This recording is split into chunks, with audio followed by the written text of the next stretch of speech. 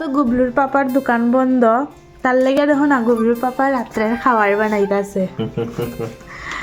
আমার আজকে কত আরাম আছে, কিন্তু দুপুরের ওলকপি দিয়া, তারপরে দিকে শিম বিচি দিয়া টক সব কিছু রয়েছে, ডাইল ভাজা। তো গুবলুর পাপার তো এখন আরেকটা কিছু নাই লইতো না, বড়াও খাইতে রাখছিলাম।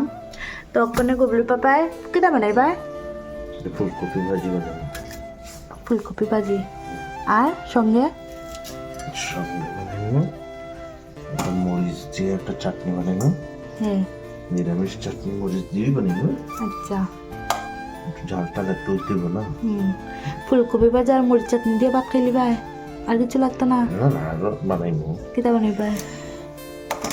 পাপড় ভাজবো। পাপড় ছাড়া তুমি না কইলে আলু সিদ্ধ খাইবা? আলু সিদ্ধ এখন টাইম বেশি নেই। আলু সিদ্ধ আর কিটা, ভাতের লগে আলু সিদ্ধ দিলেই আমি, আর তুমি ফুলকপি ভাজা বানাইলি ভাই। বাটার আছে?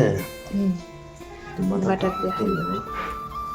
তো আজকে আমরা রাত্রের খাওয়ানে ফুলকপি ভাজা, আলু সিদ্ধ সঙ্গে বাটার, আর দুপুরে তো ডাল ভাজা সব কিছু রয়েছে। এখন দেখা যাক কি হয়।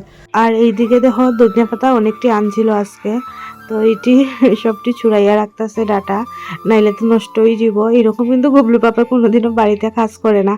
আজকে তো দোকান বন্ধ, তার লেগে কিছু না কিছু না করলে যেমন হের ভালো লাগে না, বাড়িতে থাকতেই হের ভালো লাগে না। অল্প পরে পরে বাইক লইয়া বাইরে হইয়া যায় গিয়া।